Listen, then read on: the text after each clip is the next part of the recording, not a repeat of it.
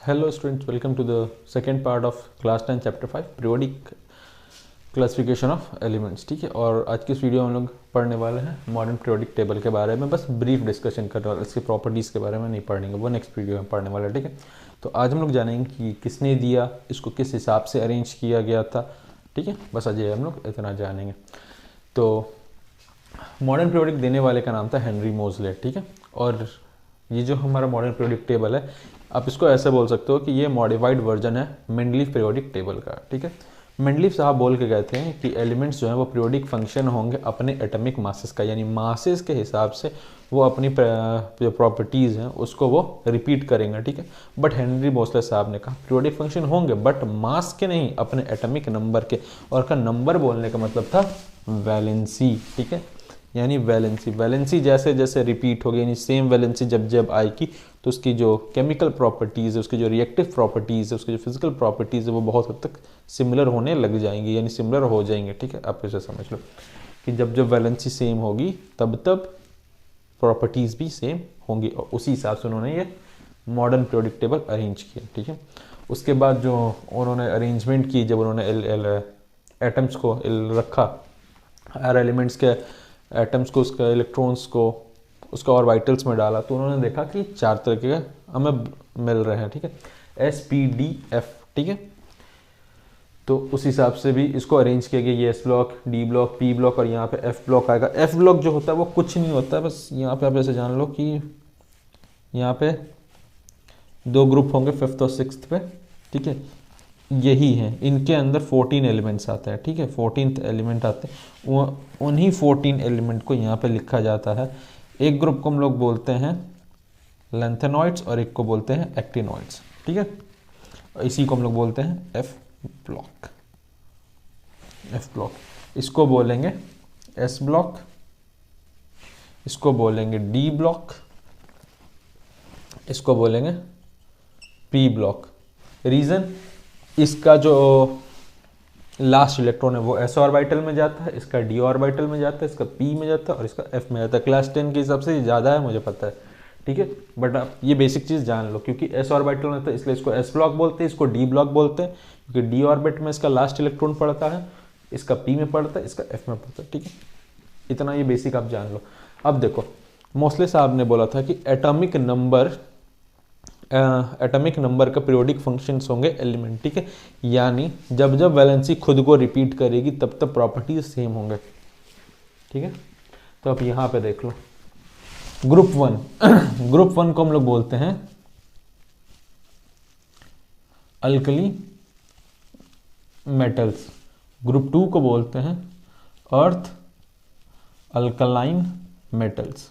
ठीक है, अब यहां पे देखो जितने भी एलिमेंट्स होंगे ग्रुप 1 में, यानी जो भी एलिमेंट्स होंगे, यानी 7 एलिमेंट, 1 2 3 4, यहाँ पे 7। ठीक है, सॉरी 7। ठीक है, 1 to 7, जो 7 जितने भी 7 एलिमेंट है, इन सब का जो वैलेंसी होगा वो होगा +1।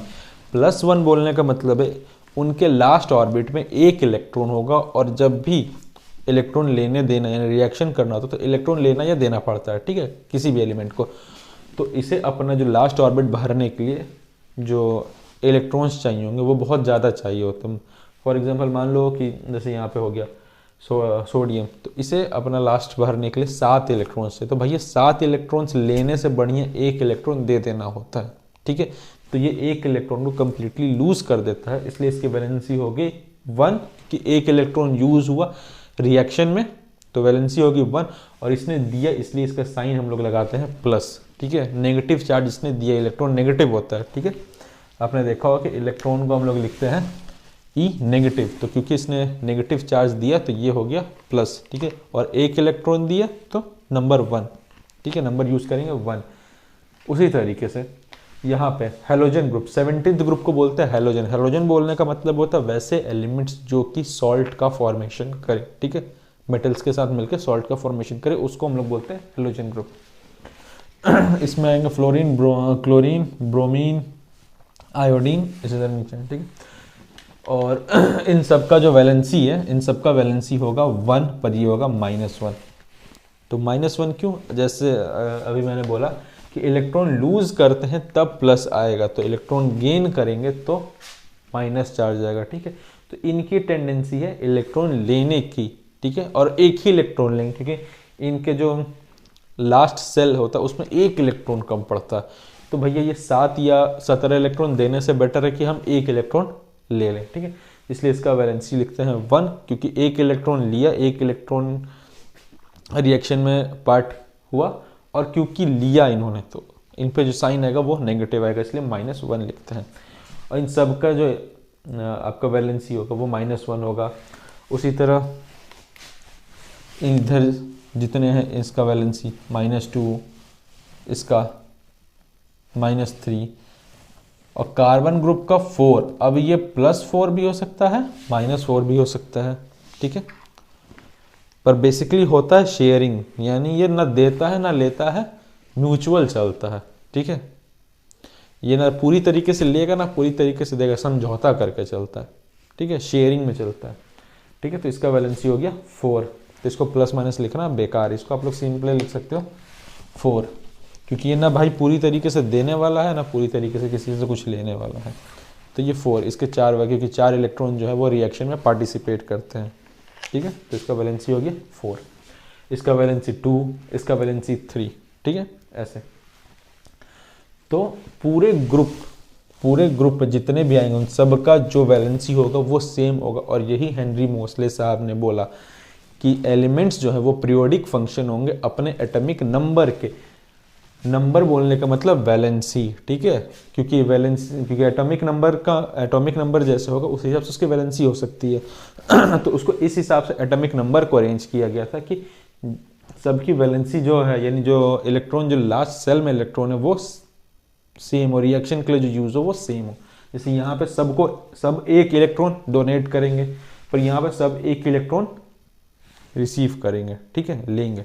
उस हिसाब से इसको अरेंज किया गया था।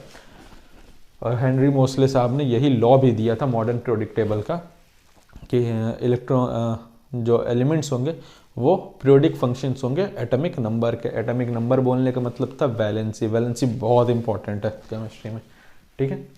तो ये तो एकदम बेसिक हो गई मॉडर्न पीरियोडिक टेबल के बारे में। अब जान लो इसको क्लासिफाई कैसे किया गया। इसको बोलते हैं अल्कली मेटल, अर्थ अल्कलाइन मेटल। अर्थ अल्कलाइन मेटल बोलने का मतलब होता है ये वो मेटल्स हैं जो कि बेस फॉर्म करते हैं। वाटर से मिलेंगे तो बेस फॉर्म करेंगे, ये भी बेस फॉर्म करते हैं, ठीक है। इनका भी जो नेचर होगा वो भी बेसिक होगा, इनका भी बेसिक होगा, पर इनको बोलते हैं अर्थ अल्कलाइन मेटल इसलिए क्योंकि ये जो जितने एलिमेंट्स हैं यहाँ वो सब अर्थ क्रस्ट से पाए जाते हैं, इसलिए इनका नाम है अर्थ अल्कलाइन मेटल। नेचर दोनों का जो वाटर के साथ रिएक्ट करके जो सॉल्यूशन बनाएंगे उसका नेचर बेसिक ही होगा, ठीक है। और आपका जो ये दोनों ग्रुप है, ये दोनों ग्रुप ये मेटल्स हैं, बेस्ट मेटल्स बोल सकते हो, ठीक है, बेस्ट मेटल है। इसको बोलते हैं ट्रांजिशन मेटल्स, ठीक है। ये सब भी मेटल होंगे पर इनको हम बोलते हैं ट्रांजिशन मेटल ड्यू टू इनकी प्रॉपर्टीज के बारे में, ठीक है, जो कि क्लास 11-12 में हमको पढ़ना भी मत घुसो। और ये जो आ गया पूरा पी ब्लॉक, इसको बोलते हैं नन मेटल, ठीक है। ये पूरा जो आ गया नन मेटल। बट अब इसमें आपको यहाँ पे मेटलॉइड्स भी मिल जाएंगे, ठीक है। पी में आपको जो है यहाँ पे मेटलॉइड्स भी मिल जाएंगे, ऐसे मेटलॉइड्स के यहाँ पे जो एलिमेंट्स है बोरोन, एल्युमिनियम, सिलिकॉन, जर्मेनियम, ये सब जो आएंगे वो मेटलॉइड्स कहलाएंगे, ठीक है। तो जो आपका पी ब्लॉक है वो मेटल और मेटलॉइड्स दोनों को होल्ड करता है, ठीक है। यानी मेटलॉइड्स जो होता है वो ना वो कंप्लीटली मेटल भी नहीं होता है और वो कंप्लीटली नॉन मेटल भी नहीं होता, वो बीच के होता है, ठीक है। इसीलिए उसको हम लोग मेटलॉइड्स बोलते हैं। तो हमारे पी ब्लॉक में नॉन मेटल और मेटलॉइड्स आएंगे। एस ब्लॉक में बेस्ट मेटल्स आएंगे पर वो बेस्ट होते हैं, ठीक है, प्योर मेटेलिक प्रॉपर्टी शो करने वाले बेस्ट मेटल्स होते हैं। हाइड्रोजन छोड़ देना, हाइड्रोजन एक्सेप्शन केस है। टिल दिस डेट हाइड्रोजन का प्लेस किसी को नहीं पता। और तुम्हारे डी ब्लॉक में जो आएंगे वो भी मेटल होंगे, उनको ट्रांजिशन मेटल कहेंगे। और यहाँ पे आने वाले जो लेंथेनॉइड्स और एक्टिनॉइड्स होते हैं एफ ब्लॉक या रेडियो एक्टिव एलिमेंट्स होते हैं, इनके बारे में फ्यूचर में कभी, ठीक है। तो ये बेसिक मॉडर्न पीरियोडिक टेबल था। अब इसमें आता है इसका प्रॉपर्टीज, जैसे एटॉमिक साइज, वैलेंसी, रिएक्टिविटी वगैरह, ठीक है। तो वो हम लोग नेक्स्ट चैप्टर में पढ़ेंगे। तो आपको जो मोटा मोटा कंसेप्ट आपको मिल गया हो कि मॉडर्न पीरियोडिक टेबल किस हिसाब से अरेंज्ड है, ठीक है, और इसको देने वाला कौन था, इसको किस हिसाब से अरेंज किया।